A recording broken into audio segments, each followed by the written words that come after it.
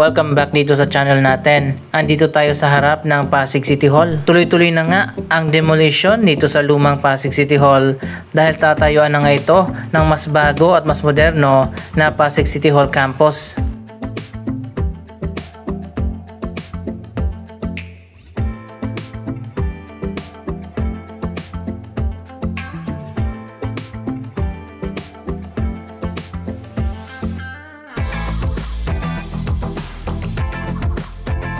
₱9.6 billion pesos ang budget para sa proyektong ito.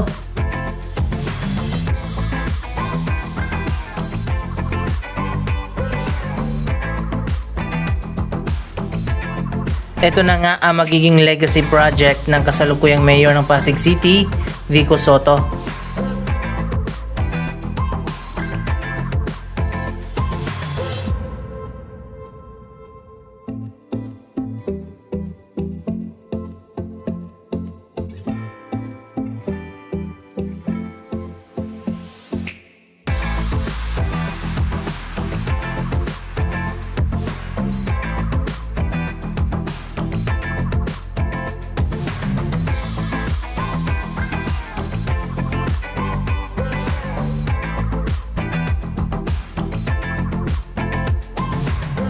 Ang bagong Pasig City Hall Complex na itatayo dito, hindi lang modern kundi ito ay future ready, safe at sustainable.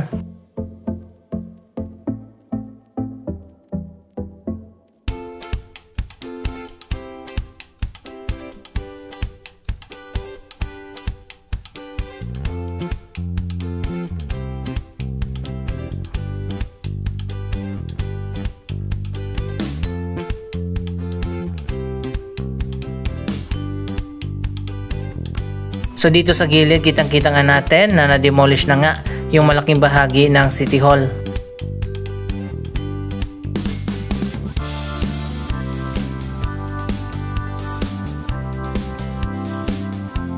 Sa likod pala sila nagsimula ng demolition at papunta dito sa harap.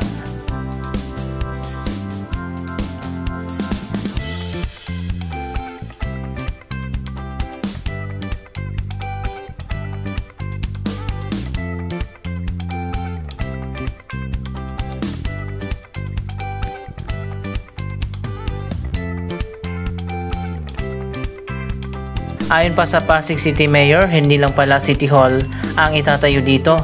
Ang proyektong ito ay magtatayo ng 3-tower complex. Ang disenyo ng bagong Pasig City Hall ay earthquake-proof at future-ready na. Ibig sabihin ito ay isang smart building. Makabago na rin ang disenyo at layout ng building para mas ma-accommodate ang mas maraming citizens ng Pasig City.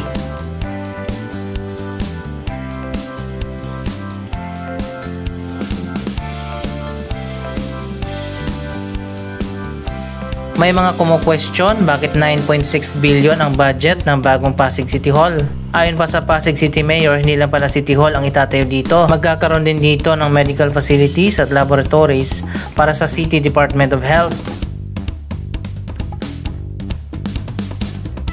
Meron pang Senior Citizen Center.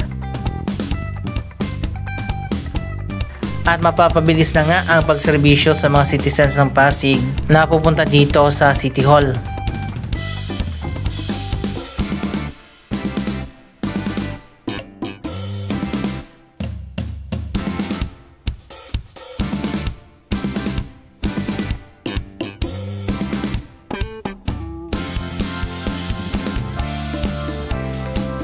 Sa gitna ng mga building magkakaroon pa dito ng malawak na walkway, courtyard at mayroon ng bagong plaza.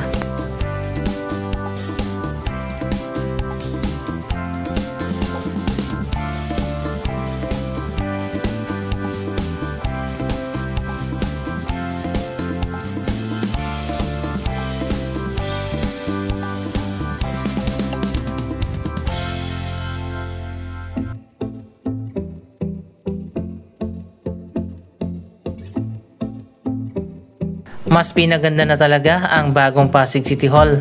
Inaasahan na sa loob ng 720 days itatayo at matatapos ang Pasig City Hall.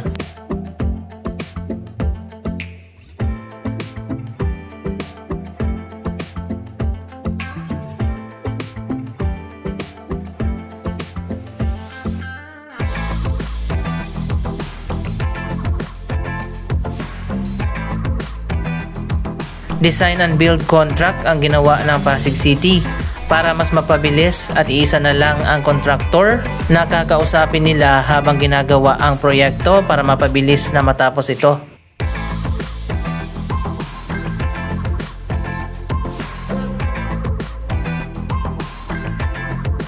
Nasa 2 hectares din pala ang lawak ng area na ito na tatayuan ng bagong Pasig City Hall Complex.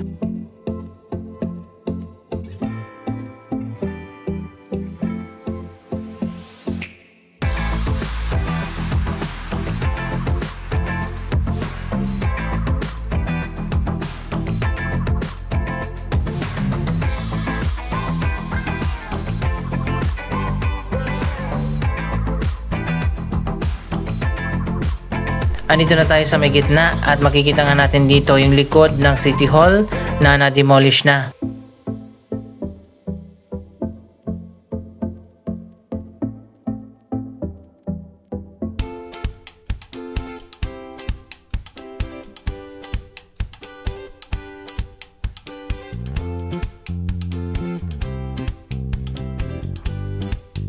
Magkakaroon din ng mas maluwag na mga roadway dito sa paligid ng City Hall at magkakaroon pa ng maayos na drop-off area para sa iba't ibang mga sasakyan kasama na ang mga bus.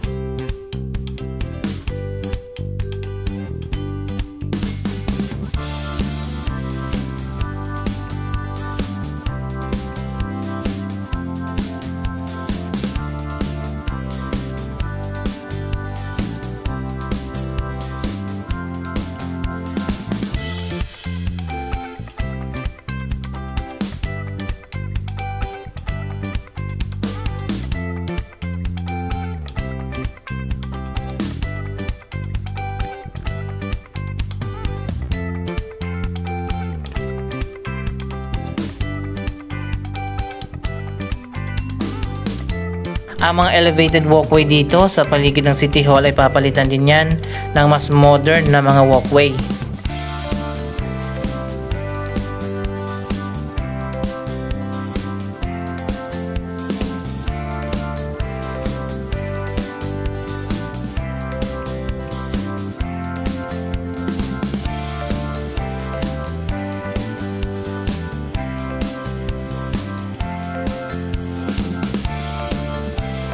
Finally, magkakaroon na rin ng transformation ang Pasig Mega Market na kasama din sa proyektong ito. Magiging mas maayos na rin ang bagong Pasig Mega Market at magkakaroon ng mas magandang food court at retail area.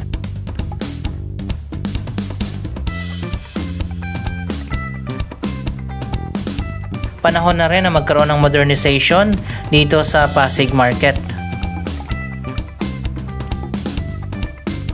Isa pang malaking transformation itong Pasig Market Revolving Restaurant. Magiging tourist attraction na yan at magkakaroon ng viewing deck.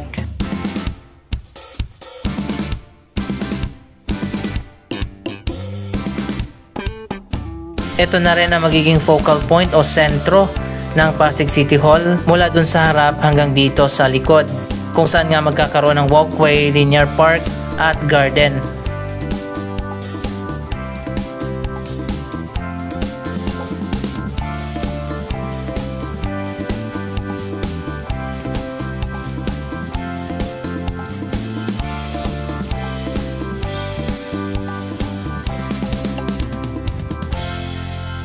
Ito na nga ang pinakamalaking proyekto ng Pasig City. Sa loob ng ilang dekada, magkakaroon na rin ng major transformation sa lugar na ito.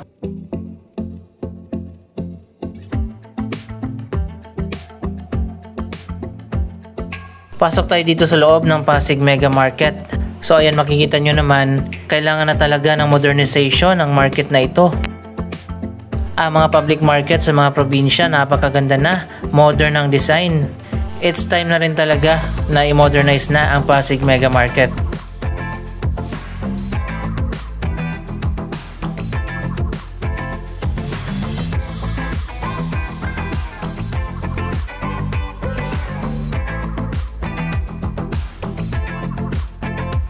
May food court pa pala dito sa gitna.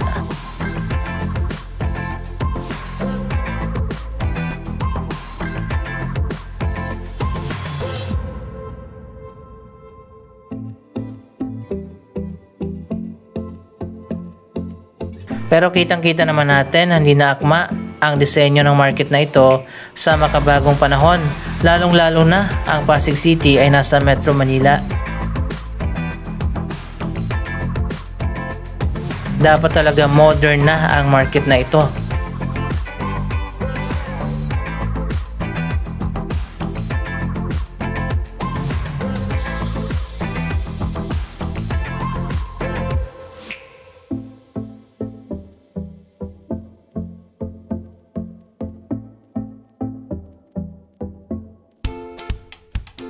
Napakaraming tao din dito, pati ng iba't iba mga sasakyan. Sa Pasig Palengke, dito kasi umiikot ang lahat ng mga sasakyan. Siguro baka pwede silang magsagawa ng bagong traffic scheme na hindi na dito lahat iikot sa Pasig Palengke. O di kaya magkaroon ng designated na terminal.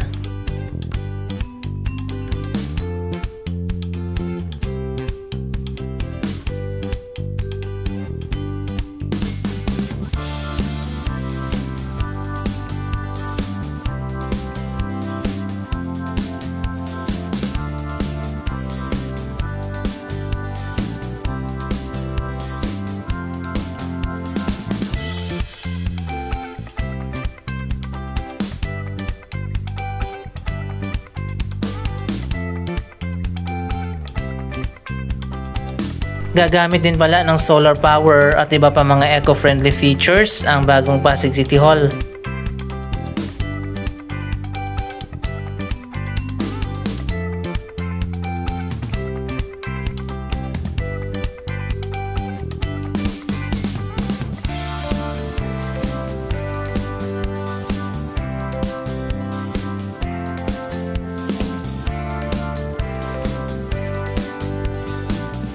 Excited na ba kayo sa magiging transformation ng Pasig City Hall?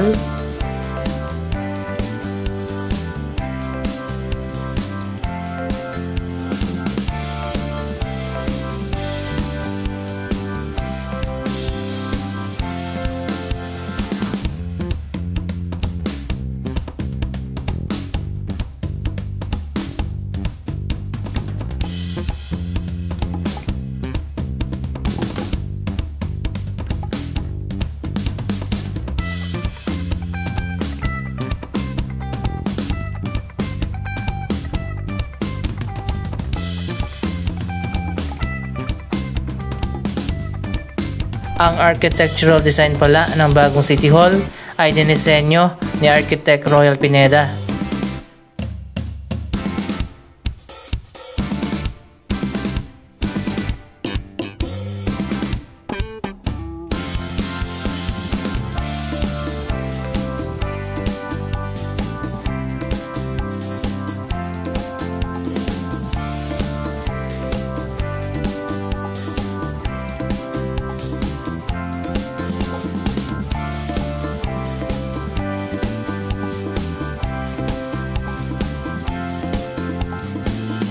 Pati pala yung ibang mga building dito sa paligid ng City Hall ay kasama din sa redevelopment.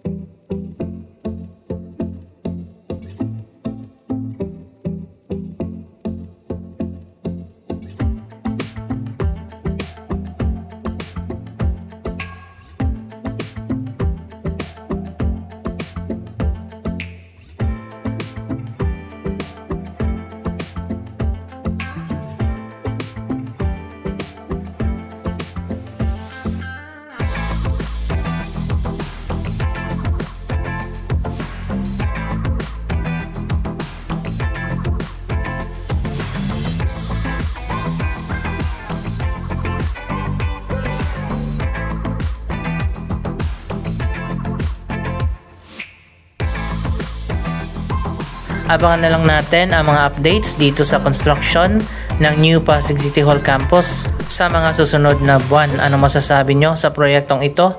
Mag-comment lamang dyan sa baba ng inyong mga reaksyon. Maraming salamat sa inyong panonood. Huwag kalimutan na i-share ang video ito at mag-subscribe para sa daily updates. Thank you for watching.